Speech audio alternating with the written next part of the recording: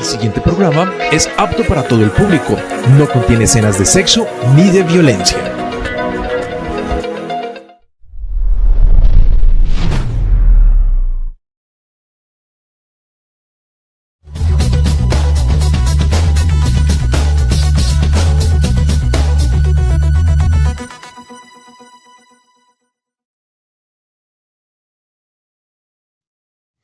Amables televidentes, se los saluda José Alberto Tejada Echeverry, presentándoles el programa institucional del Canal 2 informativo Nuestra Gente. Saludo a nuestros invitados. En el estudio tenemos al sociólogo Carlos González y por Skype tenemos a Cristian Alejandro Pérez Camacho, quien es mexicano, estudió la maestría en Estudios Interculturales y Paz de la Universidad Javeriana de la ciudad de Cali, e hizo una tesis sobre la incidencia del paramilitarismo y la concepción del enemigo interno en el tratamiento que le ha dado el sector privado y también el gobierno a las luchas sindicales, por lo menos en nuestra región. Y tenemos también a Omar Sedano. Omar Sedano es un cortero de caña que tiene más de 35 años haciendo este oficio. Desde 1985, es decir, tiene 36 años ya trabajando el tema, está en el terreno, está ya en el Cañaduzal. Vamos a lograr, a tratar de que él logre tener conexión con nosotros para poderle escuchar algunos de sus testimonios. Saludo a nuestros invitados y entramos en materia. Cristian Alejandro Pérez es incluso funcionario del gobierno mexicano. Él es el director de la participación de la sociedad civil en la Comisión Nacional de Derechos Humanos. Este es un cargo de responsabilidad política nacional en el Estado mexicano. Y se vino a Colombia, nos decía, pues porque a propósito de las muchas situaciones de violencia y conflictos de paz, en Colombia se supone que hay mayores elementos de análisis para comprender todo este tipo de situaciones. Acaba de graduarse con una tesis que tiene que ver con este tema y por eso lo hemos invitado. Cristian, usted en manera muy breve, díganos en qué consiste su tesis, cuál es la almendra de su trabajo de investigación. Gracias, don Alberto, por la invitación. Primero, pues reconocer tu labor periodística de Canal 2 en general y, por supuesto, la labor que realizaron en términos de libertad de expresión y en el paro nacional de Colombia. Bueno, saludo a tu auditorio y quiero contarles un poco sobre esta investigación. Lo que nosotros hicimos fue un estudio sobre un periodo de 16 años de violencia contra líderes sindicales de el Valle del Cauca, de diversos sectores, el sector administrativo, educativo, la industria de la construcción, empresas municipales de Cali, por supuesto también la agroindustria. Ahí identificamos también temas que tienen que ver como el de Omar con los corteros de caña y otros trabajadores.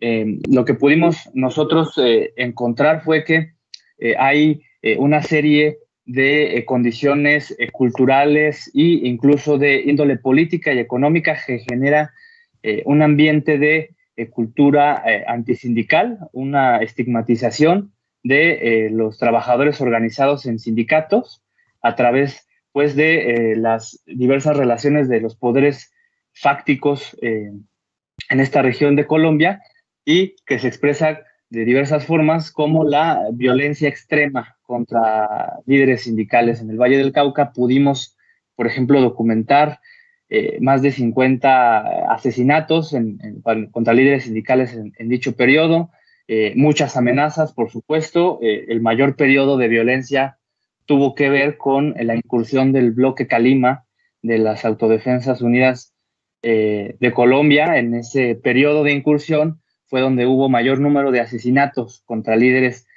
sindicales del Valle del Cauca y, por supuesto, también pudimos ver que dentro de esas estadísticas también existen incluso subregistros, porque fuimos a buscar a los líderes sindicales, fuimos a buscar a los líderes de los principales sindicatos del Valle del Cauca y ellos nos decían que reciben amenazas todavía al día de hoy cada semana, cada 15 días, cada mes, panfletos en sus domicilios, en sus teléfonos celulares, mensajes amenazantes, redes sociales, y por supuesto tiene que ver también con una reconfiguración de los poderes armados, es decir, no se fue, digamos, el paramilitarismo con la desmovilización de las AUC, ni se fue la violencia tampoco con el acuerdo de paz.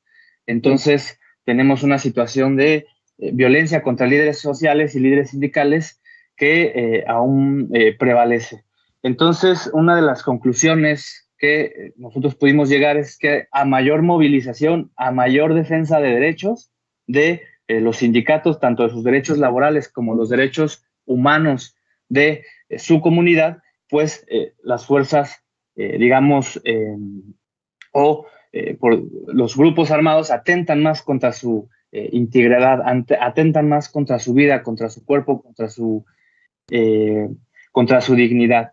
Y también pudimos ver que en 16 años o en un periodo de mayor incluso violencia contra el sindicalismo en Colombia, también ha tenido un efecto en el que ha mermado, ha debilitado las organizaciones sindicales y eso tiene por supuesto efectos no solamente en el sector sindical, sino tiene que ver con una vulneración de los derechos humanos y concretamente los derechos laborales de todo el país, ¿no? Porque finalmente son ellos quienes promueven estos derechos y bueno, como otro hallazgo importante, bueno, pudimos documentar, pudimos conocer la experiencia de quienes estaban en la lista de la Operación Dragón. La Operación Dragón fue una operación develada por el senador Alexander López por allá en 2007. Tenía que ver con un plan de exterminio de militares retirados, un plan de exterminio de líderes sociales, entre los que se encontraban líderes sindicales del Valle del Cauca, por allá del año 2004, 2005, ¿no? Volvemos al mismo periodo, ¿no? De violencia, de paramilitarismo y un periodo que tiene que ver con un determinado gobierno en Colombia. Cristian, con toda consideración, yo voy a hacerle dos preguntas muy directas.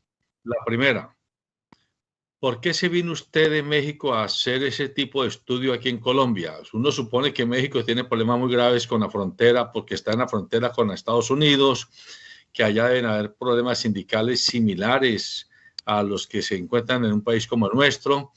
O sea, ¿qué lo trajo a hacer ese tipo de estudios a Colombia y no haberlos hecho en su propio país, primero? Y segundo, porque mucha teleaudiencia está se preguntando, ¿usted tiene conexiones con algún partido político de izquierda en Colombia que lo mandaron a que estudiara para que les hiciera el favorcito académico de legitimar su discurso? Voy a contestar la segunda, es más breve. No tengo conexiones con algún partido político colombiano o alguna otra situación de esa naturaleza. Yo vine a Colombia, dado que, pues tú bien sabes, comentas que México también ha pasado los últimos años por una situación crítica en términos de derechos humanos, tiene que ver con grupos armados organizados, una realidad que tiene que ver con redes de macrocriminalidad y una serie de aspectos que, para desfortuna del pueblo colombiano, por supuesto que también ha pasado este país. También Colombia ha sufrido mucho en esta situación. Y bueno, el acuerdo de paz y los avances de la justicia transicional, los principios del derecho internacional humanitario y de los derechos humanos, se expresan más aquí en Colombia. Es decir, en México aún estamos buscando salidas, entender qué es la justicia transicional, cómo podemos aplicarla, cómo podemos generar nuevos marcos de acción para mejorar la situación de derechos humanos en el país, cosas que se vienen haciendo en Colombia de muchos años atrás. Por eso era el interés de venir a Colombia, saber qué es lo que ha pasado, cómo se ha construido paz, cómo se han ido resolviendo conflictos, cómo han aplicado la justicia transicional y el derecho internacional humanitario a un contexto tan complejo. Y pues ese fue el interés y por supuesto regresar a mi país con ese bagaje, esos conocimientos, esa experiencia también acumulada que hay en Colombia en esos temas y, por supuesto, encontrar salidas paulatinas y futuras a la situación crítica de México, ¿no? Muchas gracias, Cristian. Vamos a ver si logramos con Omar Sedano contacto. Omar, ¿nos está escuchando? Omar. Hasta conexión. Omar, ¿nos escucha? Es que Omar está en el Cañaduzal. Tenemos dificultades, no nos escucha. Carlos, mientras Johnny trata de contactarlo de nuevo, a ver usted, usted ha tenido oportunidad de conocer el trabajo de Cristian Alejandro Pérez, y también han hecho seguimiento pues a estudios no solo de Cristian, sino de otros investigadores sociales sobre el tema del sindicalismo y concretamente es eso que se llama la persecución a las organizaciones sindicales y a los dirigentes sindicales, tanto por parte del Estado como por parte de grupos paramilitares, del ejército mismo, y de alguna forma, en muchos casos, con la aceptación explícita o implícita e incluso con la promoción por parte de grupos empresariales. ¿Qué nos puede usted decir al respecto? Don José Alberto, muy buenos días, un cordial saludo para usted, para Cristian, para Omar Sedano, que ojalá se comunique de buena manera para este programa, igualmente para todos los y las que nos siguen en el Canal 2, Canal Nuestra Gente. Pues el estudio que hace Cristian efectivamente trata de plantear una radiografía muy real de lo que fue ese periodo tan desafortunado para el movimiento sindical. El periodo de finales de los 90, o sea, en la segunda mitad de los 90, que es cuando el paramilitarismo se estructura en la región, venía estructurando en el resto del país, pero en la región se conforman el bloque Calima, el bloque occidental, en fin, se constituyen 3 o 4 bloques paramilitares y articulados con los empresarios. Esto fue dicho incluso en Justicia y Paz, en el proceso de los paramilitares. Articulados con empresarios de la región, empezaron las ejecuciones contra los líderes sociales y en particular los líderes sindicales. Y el rastreo que hace Cristian efectivamente toca un periodo muy complicado que es el gobierno del expresidiario Uribe Vélez, en el cual se acrecenta toda esta barbarie contra el movimiento sindical, al punto que estructuran efectivamente eso que se llamó Operación Dragón.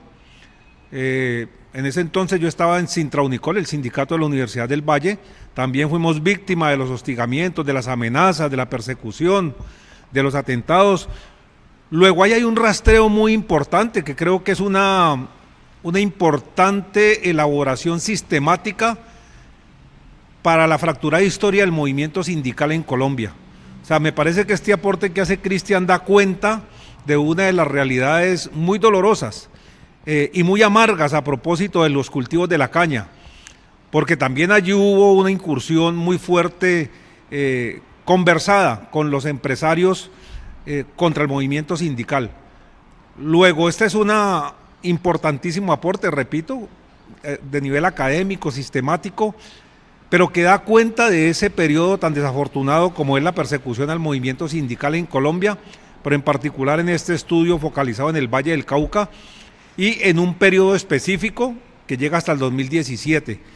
Entonces, soy testigo de ello, soy testigo de ese periodo tan desafortunado, soy testigo de toda la violencia contra Sintra en Cali, contra Sindecena, contra Sintraunicol, contra 14 de julio, contra todo el movimiento sindical en el Valle del Cauca, que era nuestro campo de acción, y todo lo que produjo, ¿no? Produjo muchos compañeros desplazados, salieron del país, otros amenazados, otros tontos asesinados, un panorama muy lamentable que es lo que registra Cristian en su trabajo, digo, en buena hora para la historia.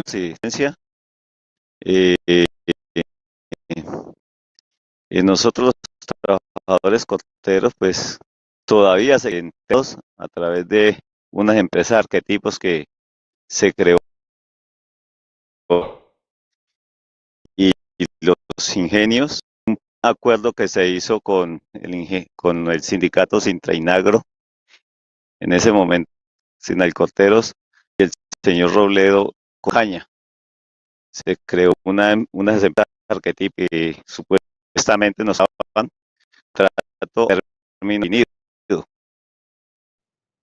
de los ingenios, siendo tercero, y trabajamos al destajo. Eso es lo que nos ganamos nosotros. Omar, ¿usted cuántas horas trabaja diariamente o usted ¿Escuchan? cuántas toneladas de caña corta por día? ¿Me escucha? Pues gracias, tengo muy buena y pues gracias a Dios tengo muy buena todavía, entre 5 y 6 toneladas diarias. Ya. Y le puedo preguntar en promedio cuánto se lleva mensualmente para su casa, o sea, cuántos ingresos le produce a usted ese trabajo.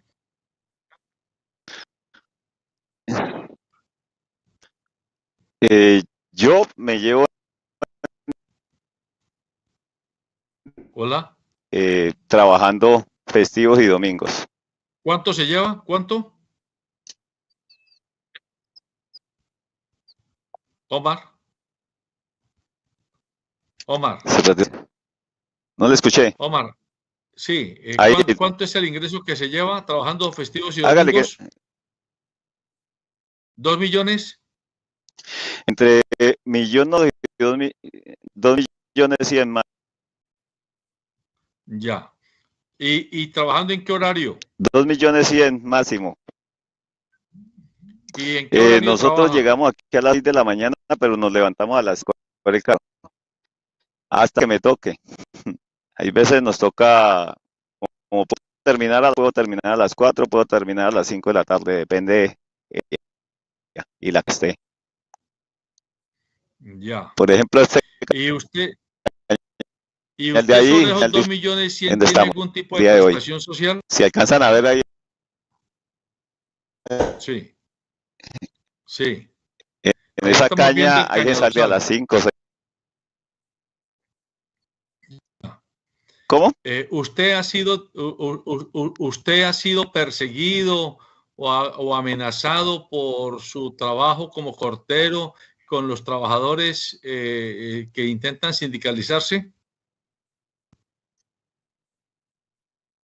Sí, yo sí soy un perseguido y siendo perseguida porque no me permite realizar mi labor como sindicalista bien. Me ha hecho pues de todo para negarnos los derechos. Fui uno de los judicializados en el preso por el paro del 2008 y desde allí para allá soy objetivo de la empresa. Este caso Ingenio Pichí, a través del señor Rebolledo, Andrés Rebolledo y sus aliados. Ya. ¿Y salir en este programa a dar estas declaraciones le puede generar más problemas?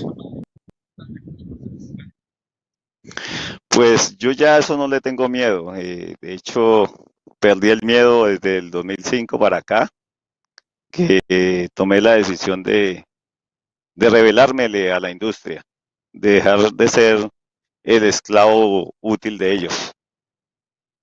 Ya. Omar, cuéntele a nuestra teleaudiencia, ¿usted dónde nació, dónde vive y su familia cómo está conformada?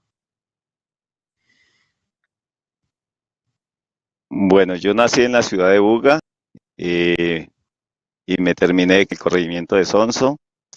Allí, antesito de los 18 años, en mayo del 85, antesito de mayo del 85, entré a cortar caña. Empecé en la hacienda Pedronel, Valencia. Soy padre de 5 hijos. En este momento convivo con mi esposa y un hijo. La expareja ya con ella. Ya. ¿Y usted tiene servicios de salud? ¿Ustedes, los corteros, tienen servicios de salud adecuados? No se le escuchó bien. ¿Tienen servicios de salud adecuados Estoy ustedes, por los acá corteros? trepado en una para que entre. ¿Me escuchó o no? Que si tienen servicios de salud, los corteros, Bueno, si tienen servicios de salud adecuados. A partir del 2005 hemos garantizado que tengamos todos los servicios de salud por el paro. Tengamos todos los servicios de salud como Ya. Bueno, Omar, yo entiendo que usted está pues en el terreno, es muy difícil la comunicación, no le vamos a quitar mucho tiempo más. Díganos, hoy día, usted le entendí, siguen vinculados por una empresa tercera, o sea, no directamente por el ingenio Pichichí, pero esa empresa a usted les garantiza todos los acuerdos laborales y prestacionales.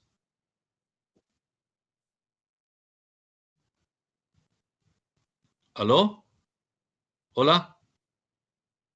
Muy difícil la comunicación. Cristian, vuelvo con usted, Cristian. Ahí escuchamos pues 3 minutos a un cortero de caña en vivo y en directo que seguramente usted lo entrevistó para su trabajo de tesis, de maestría. Pero me imagino que el caso de este cortero es muchos trabajadores de la industria alimenticia, de servicios, de educación, porque este es del agro. ¿Usted se dedicó a 4 sectores, agro, educación, servicios y alimentos únicamente? Sí, es correcto. Con Sintra 14, Sintra Inagro, Sintra Emcali, por supuesto, Sintra Unicol, trabajadores de la Universidad del Valle, y Sinaltrainal, de la industria alimentaria.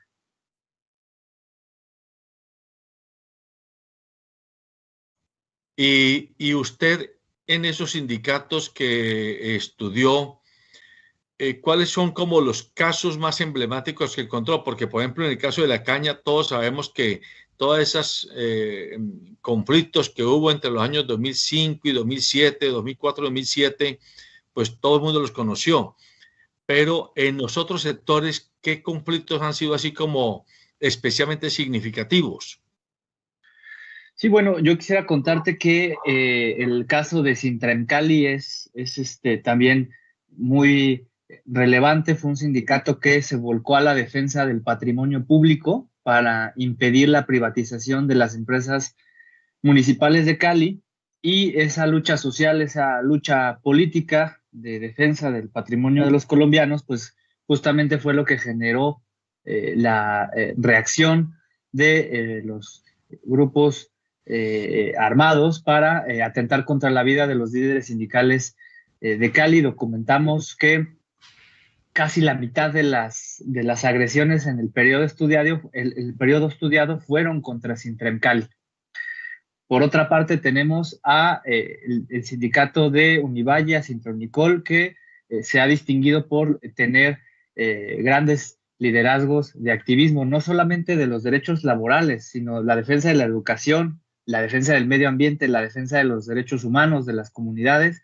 Y digamos que ese activismo tan amplio, esas labores de defensa de derechos humanos que genera, por ejemplo, Sintra Unicol, pues fue lo que ha hecho que atenten contra la vida de estos líderes sindicales. Hablamos, por supuesto, con el Premio Nacional de Derechos Humanos, José Milciades Sánchez, del Comité de Derechos Humanos de Sintra Unicol, quien también nos contó cuál ha sido la experiencia de este sindicato en relación con los temas de violencia, y fue muy claro en ese sentido al decir que, bueno, cuando se manifiestan, cuando ellos salen a las calles a defender derechos, es cuando vienen las amenazas, es cuando vienen los atentados, es cuando vienen otra serie de amenazas a la integridad y a la vida.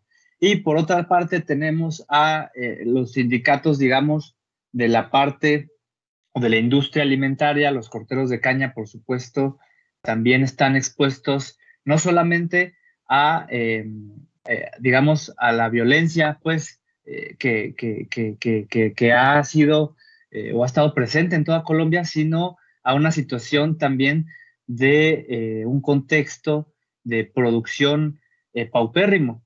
El cortero de caña, ya decía Omar, trabaja a destajo. El Centro Nacional de Memoria Histórica, por supuesto, también ha documentado que ha habido relaciones de los empresarios de esta industria con grupos armados organizados. Y concretamente existen muchas evidencias sobre lo que estoy hablando relacionadas con la incursión del bloque Calima en el Valle del Cauca, y también con grupos herederos del paramilitarismo después de la desmovilización después de la desmovilización del bloque Calima. Es decir, hay un contexto social, hay un contexto económico, político, que atenta contra no solamente la certeza laboral, contra la dignidad de los trabajadores corteros de caña y de su familia, sino también contra su vida, cuando intentan organizarse, cuando intentan sindicalizarse, cuando exigen que los contraten las empresas del corte de caña, es decir, los ingenios azucareros. Bien decía Omar, ellos estaban antes con contratos de outsourcing o tercerización. Posteriormente se crearon una especie de sociedades de las que ellos mismos administraban. El propio Omar habla de la administración de la miseria, es decir, se han generado una serie de regulaciones para evitar que los ingenios los contraten de forma directa, y me parece, según también nos contaba Omar, que al día de hoy se inventaron otra serie de empresas para hacer la contratación. Sigue sin haber contratación directa por parte de los ingenios azucareros de toda la fuerza laboral de los corteros de caña. Por supuesto que otros estudios al respecto de cómo opera esta industria pues ha documentado también pues todo el daño que genera para el cuerpo, para su integridad, el trabajo a destajo en los ingenios, ¿no? Ya. Cristian, en México existen cultivos de caña, existe una industria azucarera, pues digámoslo, no del tamaño de la nuestra, pero importante. Sí, así es. En Veracruz, en el estado de Morelos, y si mal no recuerdo también en Puebla, tenemos ingenios azucareros. Ya. Y allá la situación de los trabajadores comparativamente con la de acá, ¿es similar o es muy diferente? No, es similar.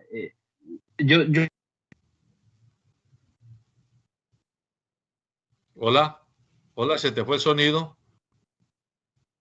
Se te fue el sonido. Se te fue el sonido. No te escucho. Hola. Hola.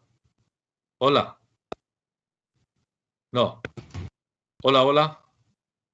Mientras revisamos el sonido tuyo, voy con Carlos González. Carlos, la situación del estudio que hizo Cristian no solamente está limitado a la caña. La caña es quizás digámoslo, la industria más emblemática, porque es vallecaucana, etcétera. Pero él trabajó varios sectores más, el de la educación con ustedes en las universidades, y trabajó otros sectores. ¿Usted conoce en extenso los sectores o las empresas en los que él hizo el estudio de investigación? Por supuesto. Yo en ese periodo era el presidente del sindicato en Univalle, y repito, además de que fui testigo presencial, fui víctima de todo lo que el estudio de Cristian arroja. Y lo digo porque actuábamos articuladamente, el movimiento sindical, alrededor de, en ese momento, una buena concentración de fuerzas que hacía la Central Unitaria de Trabajadores CUT. Digamos que en su momento la CUT logró aglutinar todos estos conflictos de ciudad y de región. O sea, hay que decir, la CUT de ese momento estuvo frente al tema del paro cañero, estuvo frente al tema Sintra en Cali, estuvo frente al tema Universidad del Valle con Sintra Unicol. Entonces lo que hacía, y con Sindecena, lo que hacíamos era un trabajo articulado sindical, lo que nos permitía conocer, como se dice popularmente, el ayayay de cada uno. Incluso nos entrecruzábamos en las negociaciones. Yo fui negociador para el tema de Encali, frente a la lucha contra la privatización de esos servicios públicos domiciliarios, en las dos tomas grandes que hizo Sintra en Cali. Participamos. Hola, ¿me escucha? Sí, te escuchamos. Está hablando Carlos González, te escuchamos. Participamos en la defensa de todos los intentonas de reducir el SENA a partir del recorte de presupuesto, como hoy continúa ocurriendo. Estuvimos al tanto del paro de los corteros de caña, 2005, 2008, todo este proceso. Es decir, la respuesta es sí, José Alberto. Ese momento nos permitió crear una articulación, repito, no solo de ciudad, sino de región vallecaucana. Luego teníamos conexiones con el tema Buenaventura, que en términos sociales y de violencia tampoco nos era indiferente. Y usted la semana pasada tuvo como invitada a Berenice Zeleita. Bueno, con Berenice articulábamos todo este tema de derechos humanos en la región, porque el patrón era el mismo, ¿no? El bloque Calima, el bloque occidental, todos estos paramilitares tenían una definición muy precisa dada desde los patronos. Esto lo confesó HH, repito, en Justicia y Paz. Entonces es una invención del movimiento sindical. Sí hubo una definición, entonces su operación era la misma. Y claro, tenían gradaciones, tenían modos de hacerlo de acuerdo con el sector. O sea, una cosa es el tratamiento que se les dio a los corteros de caña, porque su trabajo es rural, es en el campo, es abierto por los niveles y las precariedades que hay allí. Otra cosa era el tratamiento con el movimiento sindical universitario, articulado al movimiento estudiantil, por ejemplo. Creo que ahí se le dio otro tipo de tratamiento. Otra cosa era el tratamiento frente a los trabajadores de Encali, pero finalmente el patrón de actuación y objetivos eran totalmente idénticos. Operación Dragón da cuenta de eso. Operación Dragón lo que hace es recoger el listado de los dirigentes sociales, no solo sindicales, sociales y políticos de la región, y ponerlos en un entramado para ser asesinados. Hay varios de nuestros nombres estuvieron allí, dirigentes de la CUT, de Sintra en Cali, de Sindecena, de corteros, de activistas políticos de la región.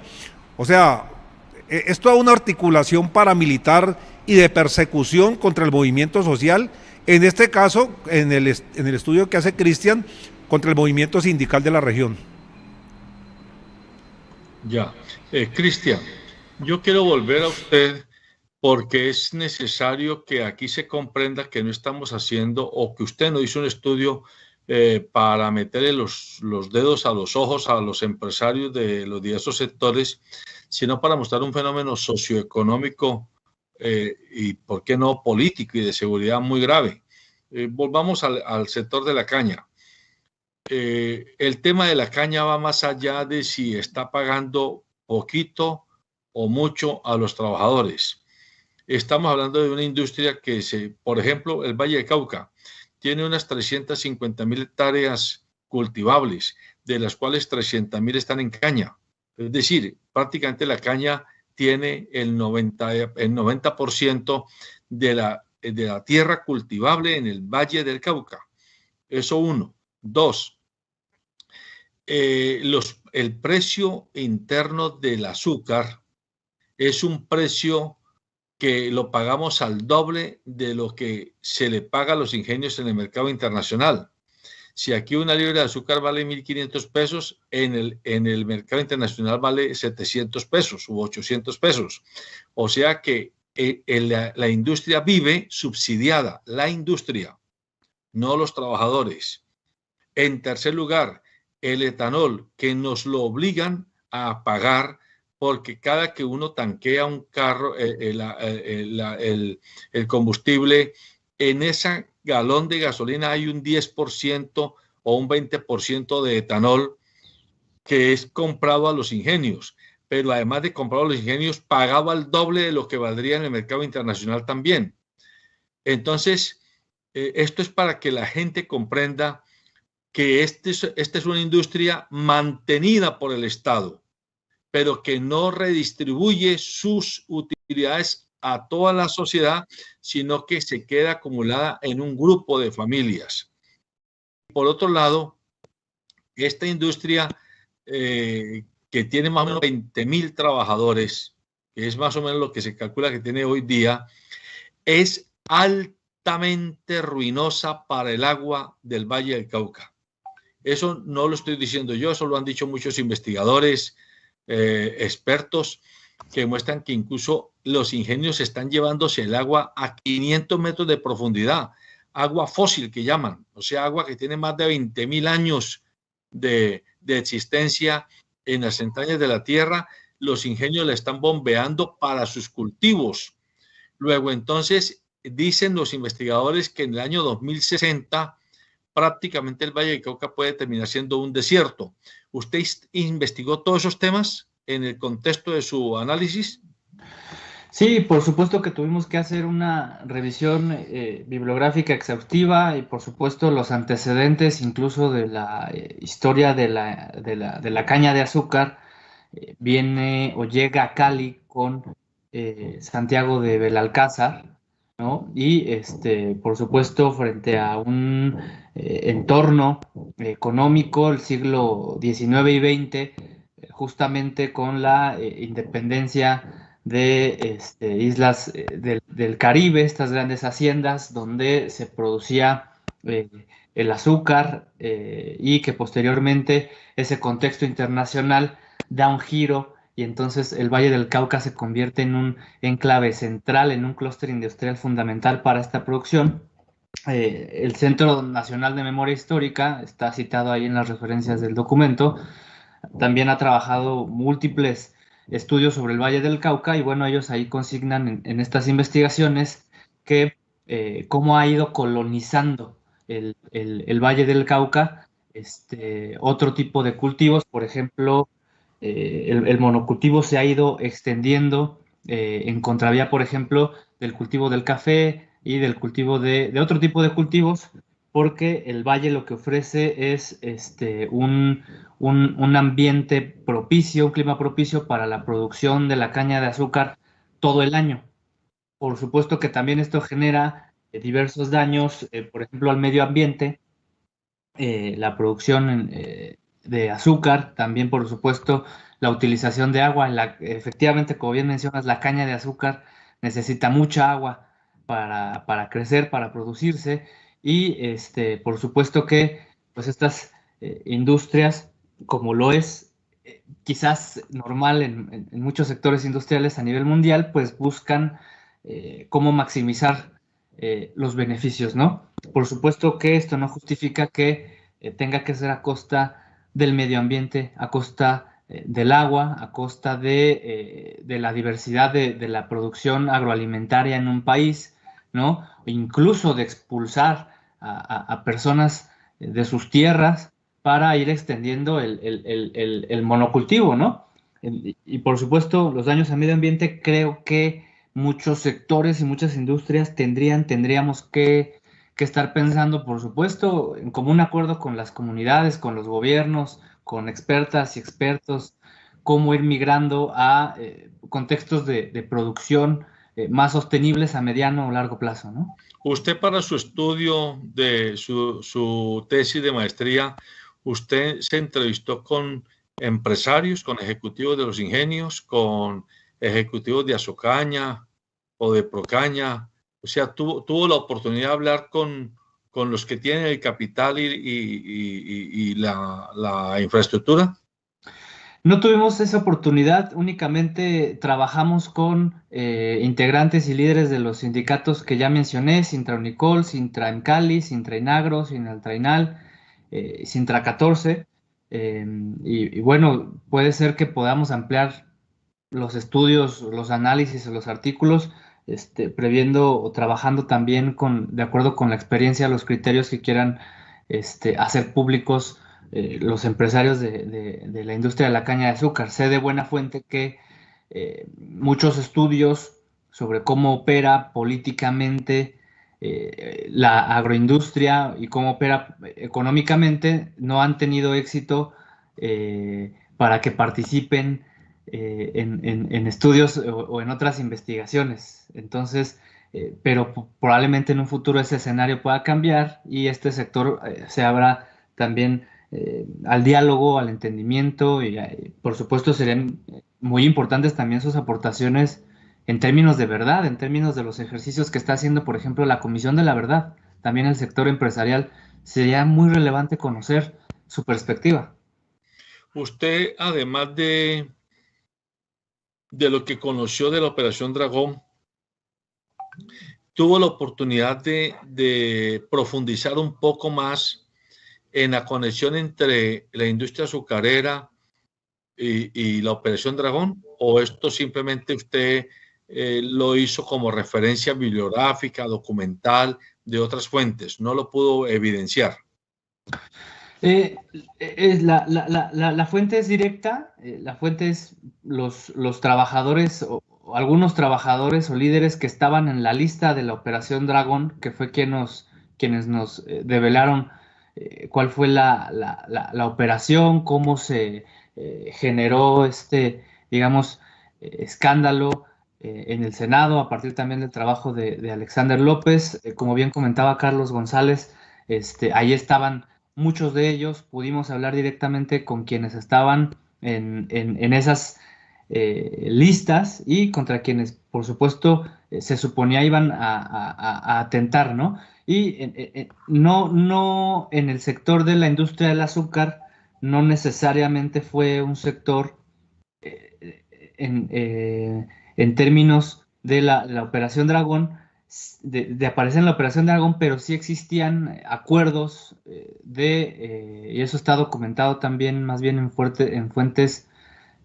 secundarias como el Centro Nacional de Memoria Histórica, pero también con los testimonios de los líderes sindicales que entrevistamos. Es decir, habían relaciones de entendimiento entre empresarios de la industria del azúcar y grupos paramilitares.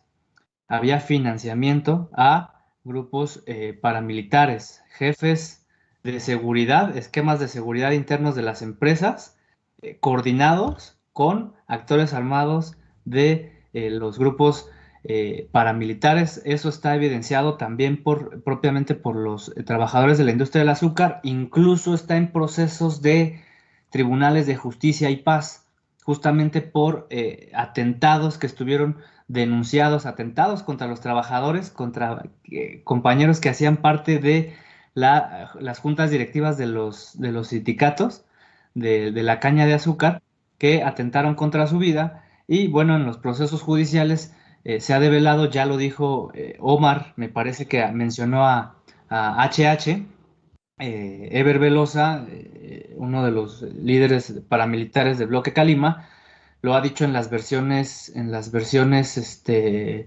libres, que justamente pues tenían que ellos contener al movimiento social en aras de frenar el avance de la guerrilla, que representaba, a decir de los empresarios del Valle del Cauca y de algunas mafias, que representaba una amenaza para sus intereses. Por eso tenían estas relaciones, por eso viene el bloque Calima, por eso llega, mejor dicho, el bloque Calima al Valle del Cauca, para justamente contener a la guerrilla, pero tú sabes que estas doctrinas, digamos, de la estructuración de los enemigos internos, pues no solamente se trata de combatir a las guerrillas, sino también lo que ellos ven como la base social o como la estrategia no armada de las guerrillas, y ellos ven a los movimientos y a los sindicatos como ese brazo, digamos, civil de las guerrillas, y pues eso ha generado una crisis compleja en Colombia, una crisis humanitaria, y por supuesto eso está documentado ya por el Centro Nacional de Memoria Histórica y nosotros lo validamos. Validamos ese hallazgo del Centro Nacional de Memoria Histórica con los testimonios de los protagonistas, los líderes sindicales amenazados, que sufrieron atentados, que estaban en listas de exterminio y que han recorrido todo o padecido todo tipo de vejaciones, ¿no? Sí. Bueno, yo creo que con la venia de Carlos, esta es la siguiente pregunta que le hago a Cristian y vuelvo con Carlos González. Es que necesitamos sacarle mucho jugo a Cristian Alejandro Pérez. Cristian, el periodista Juan Miguel Hernández en el portal de investigación periodística Vorágine, él muestra la historia de cómo se fue conformando la industria de la caña en el Valle de Cauca y cómo se fueron adquiriendo esas tierras. Y él muestra cómo es el bisabuelo de Alejandro Eder, político y empresario vigente hoy día, quien primero comenzó a principios del siglo pasado adquiriendo, montando un primer molino y después, porque antes lo había comenzado era comprándole a Jorge Isaac su primera finca, digámoslo, y después él transforma y trae un molino de Europa y arranca. Pero lo que poco sabe la gente, según esa investigación, es que la familia Eder fue adquiriendo tierras porque era la manera como les cobraba a los pequeños campesinos de la zona, a las que les vendían tierras, ropa y textiles y chucherías, y no les podían pagar, entonces les cobraban con pedazos de tierra. Y así es como estas familias se fueron quedando con tierras que no eran originalmente de ellos. Voy a decir algo que puede sonar muy duro, pero es así, hay que decirlo. Frente a eso y el gota a gota de hoy no hay ninguna diferencia. O mejor, la diferencia es que ahora el gota a gota está al pie de grupos armados que si no pagas no te quitan la tierra y no que te pegan un tiro.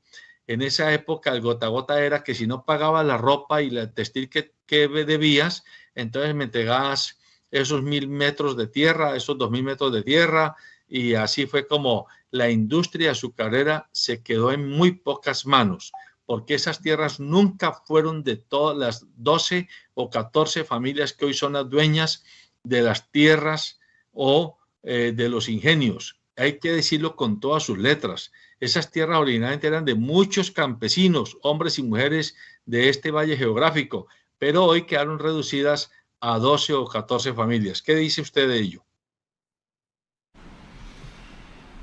Por supuesto, como lo decía, la industria de la caña de azúcar ha ido colonizando a lo largo de las últimas décadas cada vez un mayor territorio, una mayor extensión geográfica. Por supuesto que han sido diversas las formas en las que se ha afianzado este control, esta propiedad de estos empresarios. Por supuesto que no les correspondía originariamente el control o la propiedad de esa tierra. Yo diría incluso indígenas y campesinos fueron expulsados a las laderas, fueron expulsados a las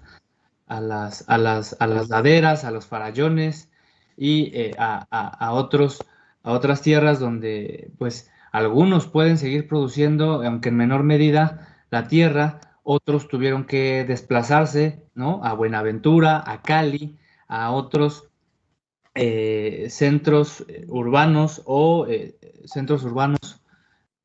rurales para seguir produciendo, para continuar con sus vidas tras esos, digamos, desplazamientos. Entonces, yo lo que aportaría es eso, por supuesto, que creo que tienes razón cuando planteas en términos históricos cómo ha venido ocurriendo este fenómeno, y por supuesto que ha sido de esa forma, en ese sentido, ¿no?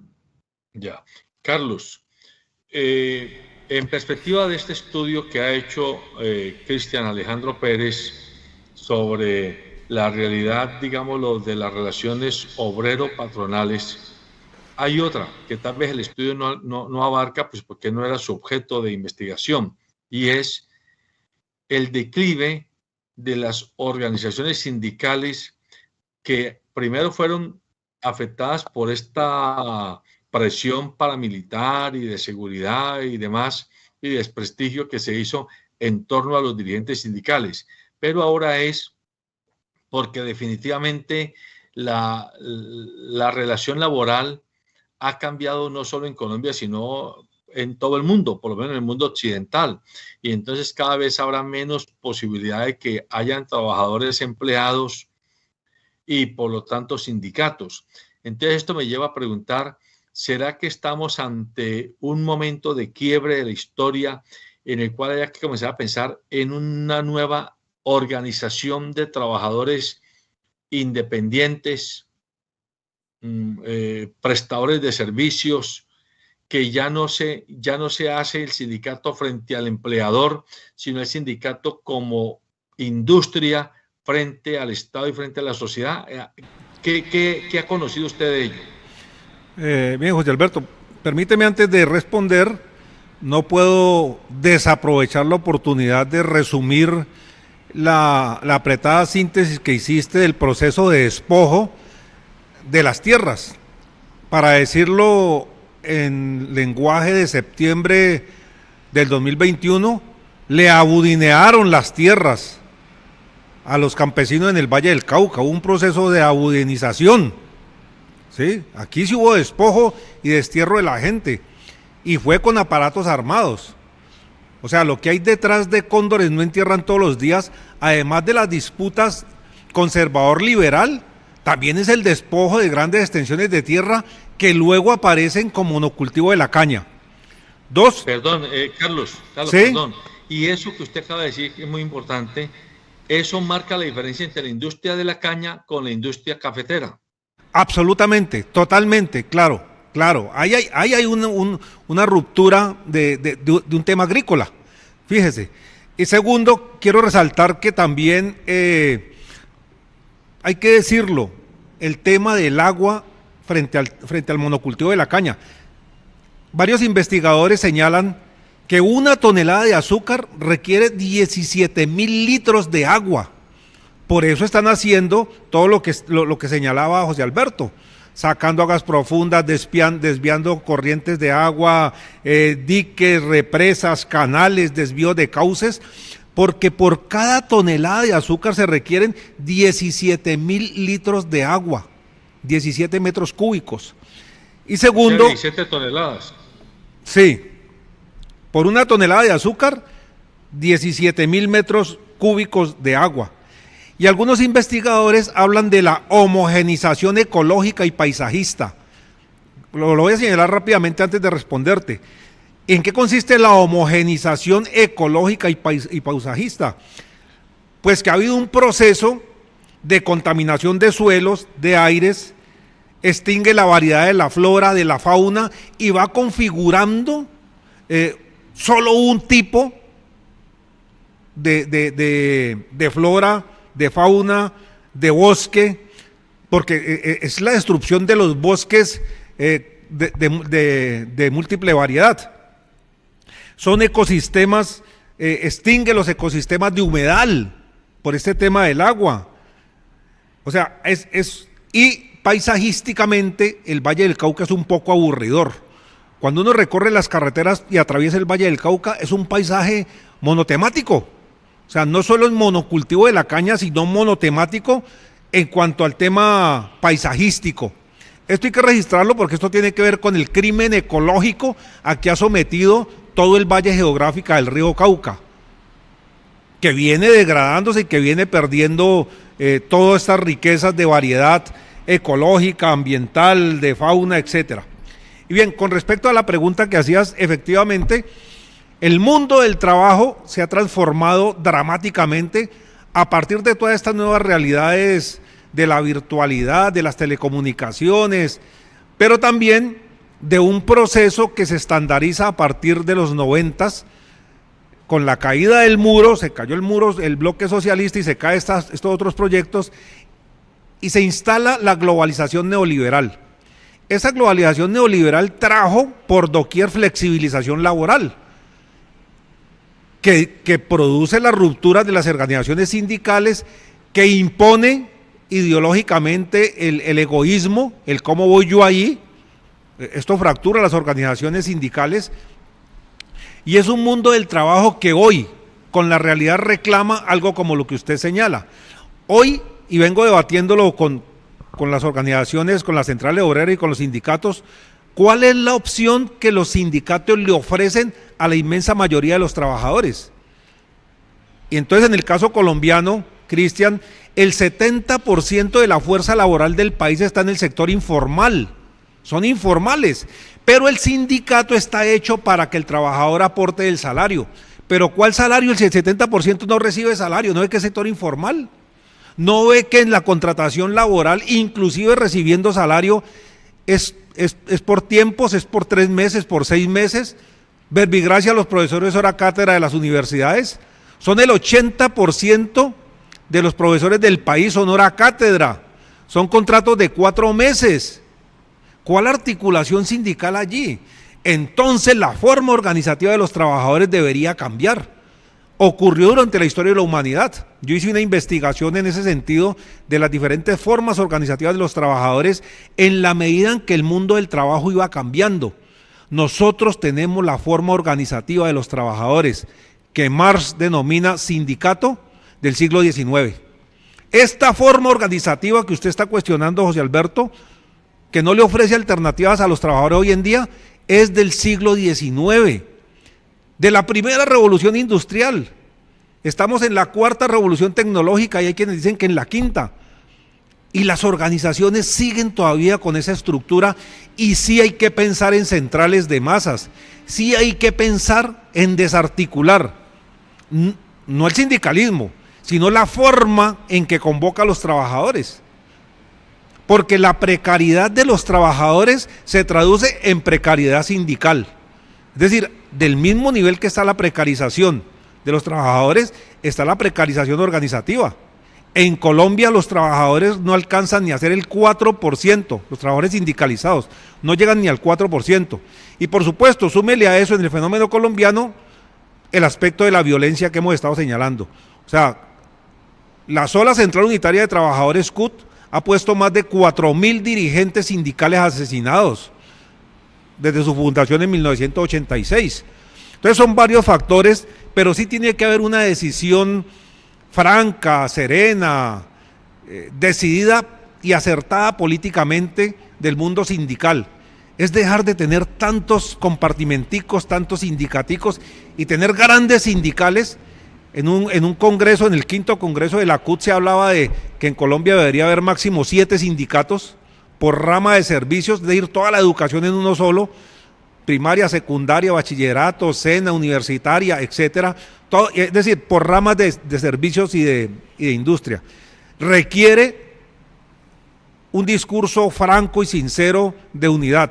Mientras tanto, con esta flexibilización laboral, con esta persecución por paramilitares, inclusive institucional, hay persecución institucional también contra los sindicatos, las hay mañas patronales, hay mañas del Ministerio del Trabajo, son mañosos para joder la acción sindical, claro que sí la hay, pero también requiere unas decisiones de verdadera unidad de los dirigentes sindicales. No le ofrece mucho el actual sindicalismo a la realidad del mundo laboral. Repito, en el caso colombiano, 70% en la informalidad. ¿Quién los sindicaliza? ¿Quién los representa? ¿Quién hace sentir su voz? Más allá de la negociación cada año del salario mínimo, de verdad que no hay mucho que ofrecer. Entonces, esa pregunta que hace José Alberto es totalmente pertinente para la realidad del mundo del trabajo hoy en este siglo XXI. Quisiera hacer un aporte. Sí. Hace rato me preguntabas, José Alberto, en México, ¿cómo era el escenario? Sí, me gustaría contarte que el actual gobierno promovió una reforma para eliminar la figura del outsourcing, es decir, en México ya no existe la subcontratación laboral y justo estamos en un periodo de transición en el que los patrones, empresarios, etcétera, tienen que ya contratar directamente a sus trabajadores. A la fecha ya, según cifras oficiales, más de 2 millones de trabajadores y trabajadoras que estaban bajo el esquema de outsourcing o de subcontratación, de tercerización laboral, ya están siendo contratados o ya fueron contratados directamente por sus empleadores. Asimismo, en México quiero también contar también producto, por supuesto, de la dinámica que tiene que ver con los tratados comerciales con Estados Unidos. Se ha también desde el Estado y por supuesto desde el movimiento sindical trabajado por la libertad de los trabajadores a decidir si quieren formar parte de sindicatos. Es decir, por ejemplo, hace un mes aproximadamente hubo una votación de trabajadores de una empresa de General Motors para ver si querían continuar con el mismo sindicato, la CTM mexicana, o si querían formar una nueva organización sindical autónoma independiente, y en la votación ganó el formar una nueva organización sindical para los trabajadores de esta planta de General Motors. Entonces, creo que sí hay alternativas, creo que sí pueden darse pasos en ese sentido. La voluntad política, por supuesto, es importante para ello, pero vemos ya incluso escenarios como el de México en que se da marcha atrás a la figura del outsourcing y de la subcontratación o tercerización laboral. Yo quiero hacer esta pregunta antes de ir a redes sociales y reporte de televidentes a Cristian y a Carlos para que me la contesten ahora o después del reporte. Además del fenómeno que hay de lo que hemos visto en la industria azucarera, por ejemplo, con la tercerización y las situaciones complicadas tanto a nivel de condiciones laborales como de seguridad para los trabajadores, está el otro lado, y es las empresas llamadas públicas que también terminan con una degeneración, y es que son públicas de nombre, pero son privadas por dentro. Terminan siendo privatizadas por grupos políticos, por grupos de contratistas del Estado e incluso por grupos de trabajadores en algunos casos, lamentablemente. Entonces, la pregunta que surge es, ¿qué hacer para que una empresa como en Cali, la empresa municipal de la ciudad de Cali, que tiene casi 90 años y que se llama pública, realmente se comporte como una empresa pública? No solo en sus prácticas hacia afuera, sino en sus prácticas hacia adentro. Porque es que uno lo que percibe es que al final la empresa es como si fuera el alcalde y de los concejales de turno que hacen acuerdos en esos 4 años para hacer grandes negocios, muchos de ellos sin consideración al futuro de la empresa y lamentablemente en algunos casos con la aceptación de grupos sindicales que terminan alineados con grupos políticos y no entienden que en Cali, en este caso, es una empresa de la ciudadanía caleña y no una empresa del gobierno caleño y no una empresa de la clase política caleña o de los contratistas caleños o de los sindicalistas caleños. Allí hay que hacer una autocrítica muy fuerte también a los dirigentes sindicales que muchas veces terminan cohabitando prácticas que no son las más deseables. ¿Qué puede usted decir de eso, Cristian? Bueno, yo creo que haces una pregunta fundamental. Mi posición personal tiene que ver con la defensa de las empresas públicas como patrimonio de todos, no de unos cuantos, incluso no del gobierno, sino de toda la sociedad, del pueblo.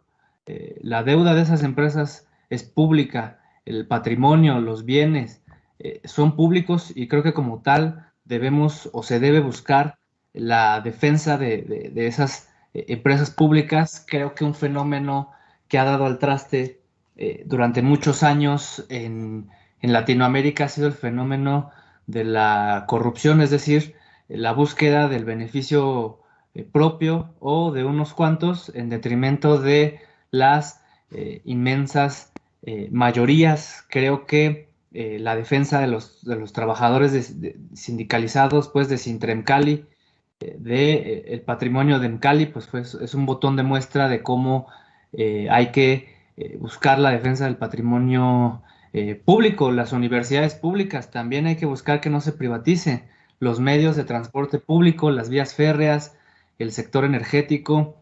considero, a mi opinión, son relevantes como propiedad pública, porque eso es lo que permite obtener ingresos al Estado, y esos ingresos al Estado, en últimas, lo que considero que buscan son la redistribución de la riqueza, la protección de los más desfavorecidos.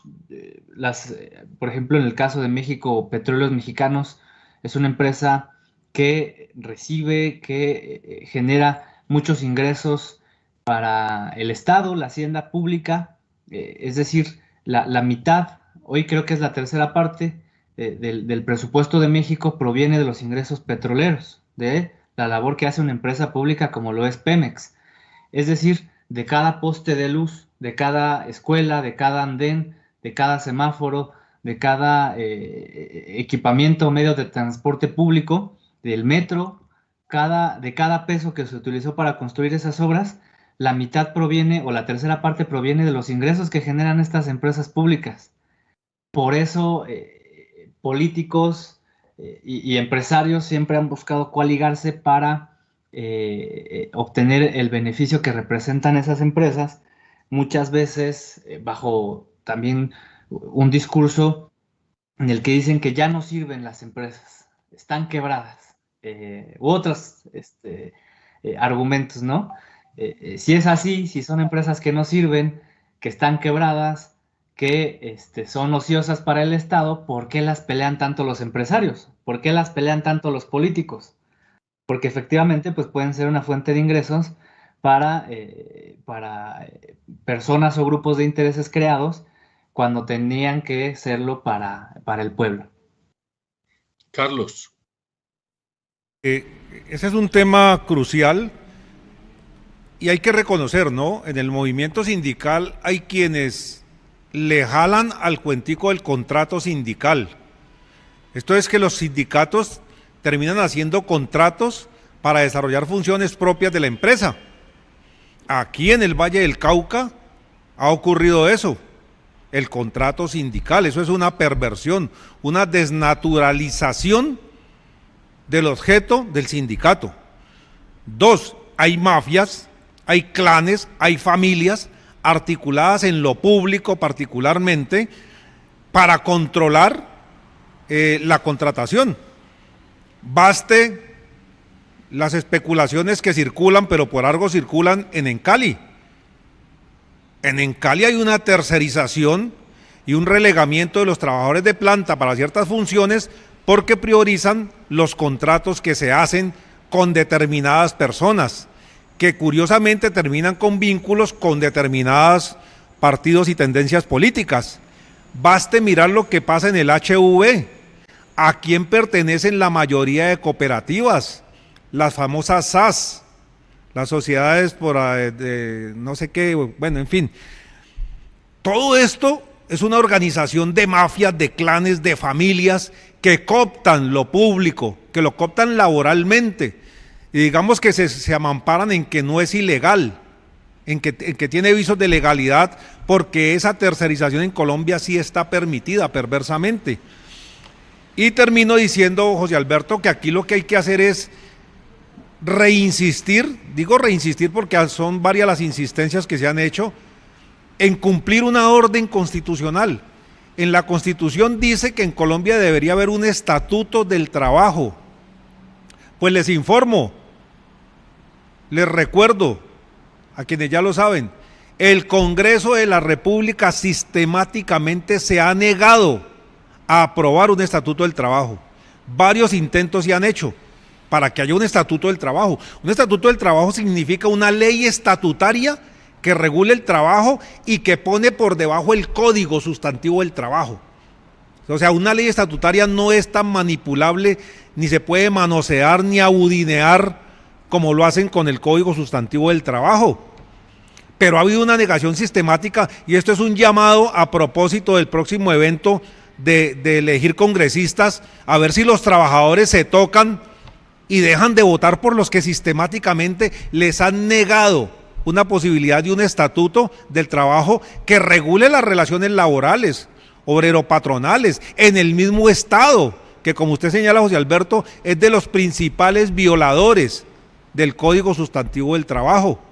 O sea, aquí hay una pelea que todavía los trabajadores tienen que dar, organizados o no en sindicatos, pero tienen que darla, que es por el Estatuto del Trabajo. Es una orden constitucional que se ha negado sistemáticamente el Congreso durante los 90 y en lo que llamamos del 2000 de aprobar. Necesitamos un Estatuto del Trabajo para pararle el macho a tanta bellaquería que hay contra los trabajadores. Muy bien, vamos a escuchar a nuestro periodista Jonathan Buitrago dándonos el reporte de redes sociales y televidentes antes de pasar a la parte final del programa. Buenos días para usted, director, y para todos los invitados que están en el programa, además para todos los televidentes que se conectan a través de las diferentes plataformas digitales para ver el informativo Nuestra Gente, por aquí por el Canal 2, el canal de Nuestra Gente.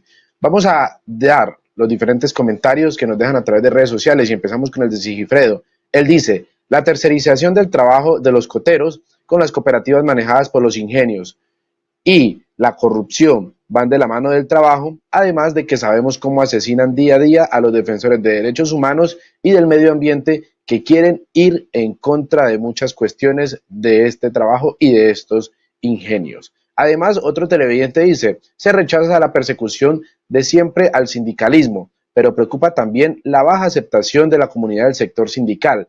En ellos se debe reflexionar para lo próximo que se viene. Vamos a escuchar el primer audio que nos dejan a través de nuestras redes sociales, en especial a través de nuestra línea de WhatsApp. Buenos días a los amigos del Canal 2, a toda su teleaudiencia y a los panelistas. Los dirigentes sindicales, así como también los dirigentes sociales o líderes sociales y de otros líderes que tiene la comunidad a nivel de las organizaciones, no son enemigos internos del país.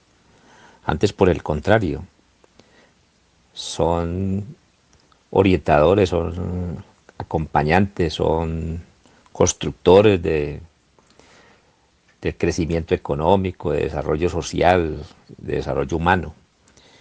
Y de pronto, el modelo económico y político que tiene Colombia no permite que eso funcione así.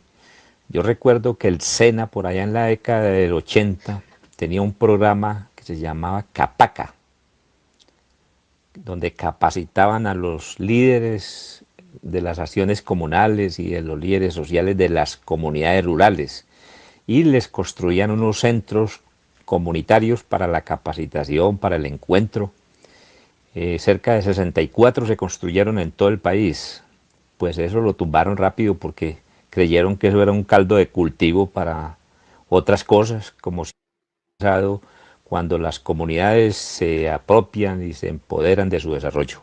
Muchas gracias y feliz día. Bueno, escuchamos las opiniones que nos dejan los televidentes a través de nuestra línea de WhatsApp. Vamos a leer un comentario, más bien una pregunta que deja una televidente. Dice, ¿no será que los sindicatos ya no saben representar a los trabajadores porque se han convertido en sindicatos políticos y no reivindicativos y revolucionarios? Así como pues son muchos comentarios que nos dejan a través de nuestras redes sociales, pero vamos a escuchar el segundo audio que nos dejan a través de nuestra línea de WhatsApp. Bajo ninguna circunstancia, a pesar de los procesos que se han venido decantando, porque no se puede ser, no nos podemos prestar también a las políticas que hay empresariales de este gobierno corporativo.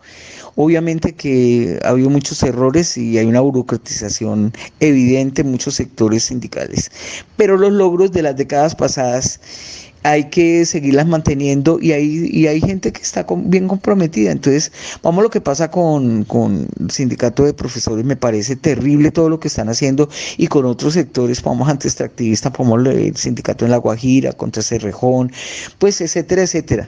Me parece que tampoco, pero sí hay que cuestionar o exigenar en el interior qué pasa con determinados sindicatos. Bueno, mire, el siguiente comentario que nos deja es el de Janet Soto. Ella dice, ningún ser humano que tenga sabiduría estaría de acuerdo a esta persecución, que estén en contra de personas como ustedes del Canal 2 que luchan por un pueblo y llevan la verdad. Además, las personas que están dentro de estos sindicatos son simples trabajadores que lo único que buscan es el bienestar para todos en general. De igual manera, María Victoria Lozano Balcázar dice: rechazo total a la persecución de dirigentes sindicales. Igual, el trabajo de ellos es provocado por la inconsistencia y utilitarismo de patronos o empresarios. Escuchemos el último audio que nos dejan a través de nuestra línea de WhatsApp. Muy buenos días, Canal 2, bendiciones para todos ustedes. La persecución de los dirigentes sociales no se puede justificar por ningún lado, porque ellos no están reclamando puestos políticos para enriquecerse como lo ha hecho el presidente y toda su cúpula de corruptos. Ellos piden igualdad para todos, una manera digna para vivir, que los campesinos puedan vivir en sus tierras, que todos nuestros recursos no sean saqueados, que se respete el derecho a la vida, el derecho que tenemos todos como ciudadanos. Ellos están reclamando la libertad de expresión, porque hasta eso nos han prohibido, el derecho a nosotros expresarnos. Escucharon, eso fueron todos los comentarios, audios y mensajes que nos dejan los televidentes, de igual manera los oyentes que están conectados en estos momentos con el programa El Informativo de Nuestra Gente. Yo quiero dejarlos hasta aquí, pero recuerden seguir con toda la programación musical que tiene www.secanestereo.com y de igual manera con el informativo Nuestra Gente. Adelante, director.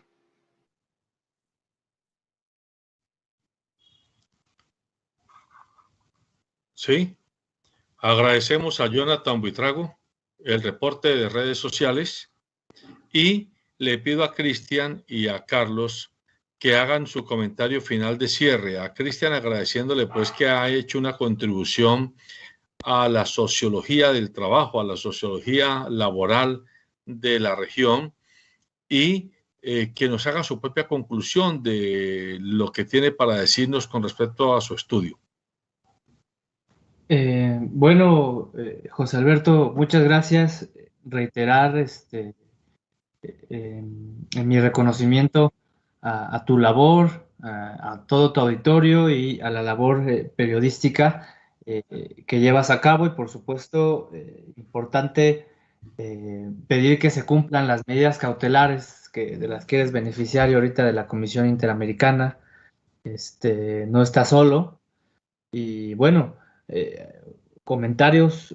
Yo creo que este es un aporte a lo que ya se ha trabajado en términos de la sociología del trabajo, por supuesto, en términos de estudios de derechos humanos y violencia contra el sindicalismo. Se han estudiado ya los casos de la USO, sindicatos de Antioquia, el Urabá, casos emblemáticos, y no se había profundizado en qué pasaba con la industria de la caña de azúcar en el Valle, con la industria agroalimentaria en general, con el sector servicios, sector educativo en Cali, Sintraunicol, la Universidad del Valle, etcétera. Y creo que lo que buscamos es retratar cuál es la experiencia de estos sectores, de estos sindicatos frente a la violencia. Yo creo que estamos en un momento también de continuar los diálogos y los entendimientos por la paz. No hay que darle vuelta atrás a la búsqueda de paz. Por supuesto que también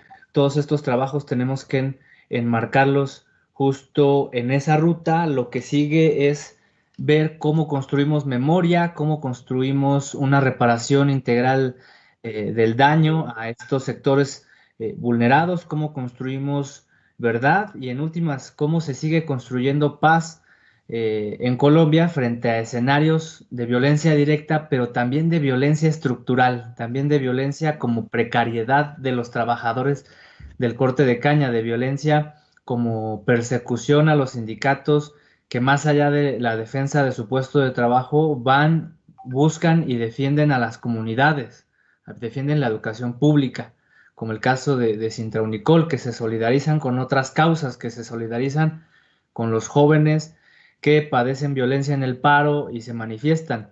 ¿Cómo seguimos construyendo paz en ese tipo pues, de escenarios? Ese es el reto que se tiene creo yo, como nación, como país en Colombia, por supuesto que tenemos retos similares en otros contextos de América Latina. En México estamos también pensando cómo construimos paz, por supuesto. Las reflexiones y la experiencia de Colombia nos ayudan a saber, porque ustedes han recorrido ya por muchos años el tema de las negociaciones de paz, el tema de cómo generamos acuerdos sostenibles de mediano, de largo plazo, entre grupos armados organizados, sean guerrillas, sean grupos criminales, sean paramilitares, incluso fuerza pública, cómo salimos del atolladero, ¿no? Bueno, busquemos más discusiones en esa ruta, en ese sentido, dignifiquemos la memoria, por supuesto, también este ejercicio académico, porque es una tesis, es una investigación académica, se traduce en un ejercicio de memoria, ¿no? Entonces, pues reiterar que ahí queda un aporte, ahí queda una nueva valoración sobre lo que ha ocurrido con el sindicalismo en el Valle, y bueno, pues agradecido con el gobierno también de Colombia, que fue quien me becó para yo asistir a estos estudios de maestría, justamente que hicieran aportes significativos, ¿verdad? Entonces, nuevamente agradecido, y ojalá que este aporte pueda dejar algo, por lo menos en la discusión, en lo que ocurrió, ya ocurrió. ¿Qué hacemos ahora? ¿Qué hacemos con lo que conocemos, con estos ejercicios de verdad y de memoria, ¿no? Hacia el futuro. Muchas gracias, Cristian. Carlos. Sí, muy oportuno el programa de hoy, porque tiene que ver con un debate que en cierta manera está gravitando en esta coyuntura del estallido social, para reseñar que efectivamente ha habido luchas anteriores, que ha habido movimiento social, que la gente ha peleado, que ha habido lucha, que ha habido víctimas, no solo en el movimiento sindical, sino en el movimiento campesino, indígena, etcétera, y que este estallido social del 2021 es un continuum, con otras formas, con otros nuevos protagonistas y actores sociales y políticos. Por eso me parece clave, porque creo que enriquece esas reflexiones que se están dando, y no dejar progresar esa mirada de complejo de Adán, ¿no? O sea, el movimiento empezó este año, no empezó este año. Esto es histórico, y creo que el aporte que hace Cristian es muy valioso en ese sentido. Finalmente, José Alberto, aprovechar para invitar a quienes deseen participar el próximo viernes 17. Cristian estará de nuevo en el país, en este momento está en Ciudad de México, pero va a regresar a socializar ya en más detalle los hallazgos de su estudio, de acuerdo con las consideraciones básicas que nos hizo en el programa de hoy. El próximo viernes 17, en la sede de Sintra en Cali, calle 18, entre carrera sexta y séptima en San Nicolás, estará Cristian ampliando pues este estudio y estos hallazgos que sirven para la construcción de la memoria, porque reiteramos, está prohibido olvidar, y si nos imponen el olvido, les devolveremos la memoria. Muchas gracias a Cristian, muchas gracias a Omar Sedano, que lamentablemente no lo pudimos tener sino unos minutos, porque estaba en su campo abierto del Cañaduzal allá haciendo su trabajo en todo el día, y a Carlos González. Cerramos con el siguiente comentario editorial. En las escuelas económicas y empresariales de todo el mundo se le enseña al estudiante que aspira a volverse administrador de empresas, ingeniero económico, economista y empresario, que la empresa, si no tiene la capacidad de asumir sus costos, no es viable, y que por lo tanto una empresa que requiera subsidio pues simplemente no existe. Será cualquier cosa, pero no es empresa, porque el principio de la empresa, según la lógica capitalista, es que tú inviertes un capital X, montas un producto o servicio X para ganarte una rentabilidad X, pero para poder prestar ese servicio o hacer ese producto tienes que asumir unos gastos y unos costos. lo que te vale el arriendo, la energía, la materia prima, la mano de obra, el transporte, los impuestos, etcétera, etcétera, etcétera. Eso es la teoría económica. Pero la realidad económica en este mundo occidental de comienzos del siglo XXI que se está rompiendo, es que los llamados grandes y megaempresarios no cumplen esa teoría económica.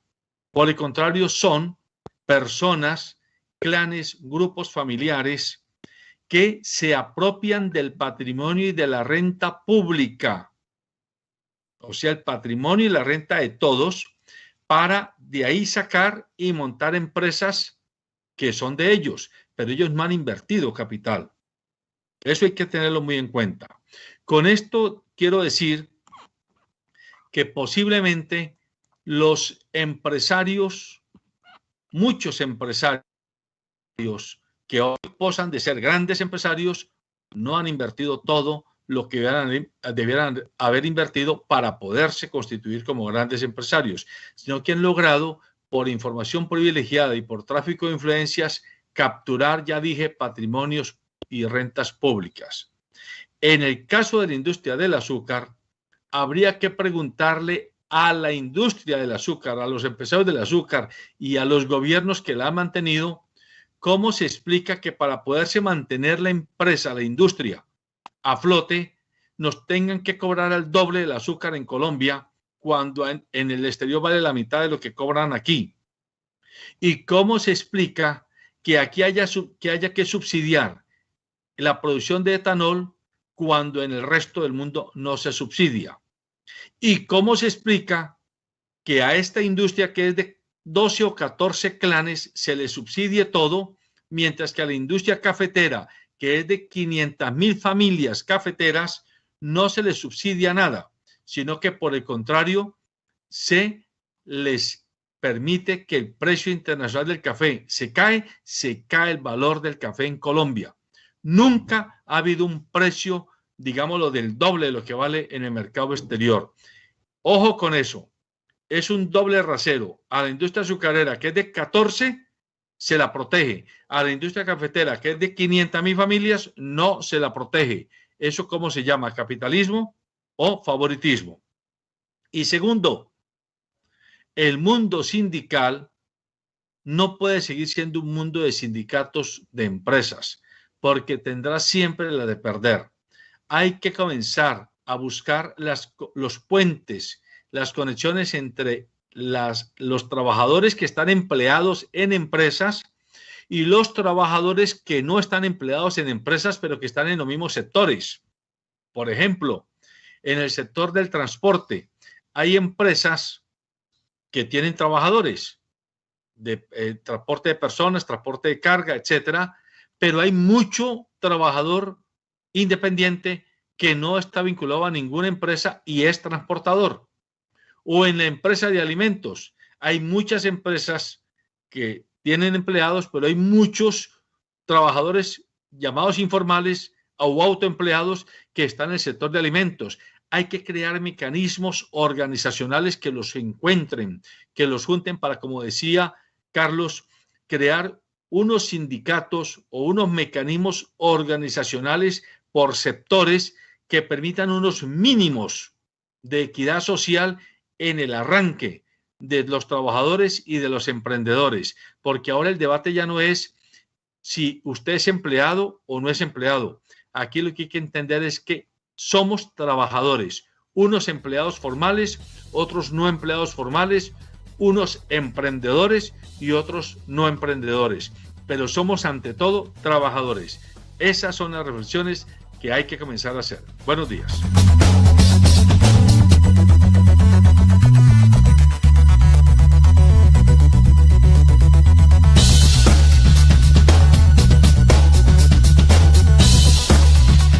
Anhelamos que nuestros hijos cumplan sus sueños y sean exitosos disfrutando cada etapa de su vida. Construye desde ahora un futuro tranquilo con las herramientas que le permitan aprender por sí mismo y desarrollar todas sus capacidades. Tu hijo llegará lejos. Da el primer paso con el método Kumon. Aprovecha matrículas gratis.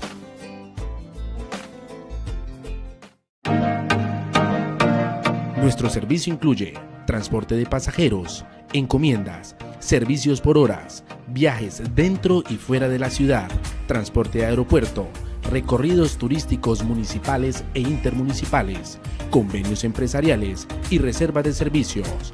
A través de nuestra aplicación en Play Store y App Store, Taxis Especiales y Confiables, puedes también pedir tu servicio. Contáctanos al 350-636-0020.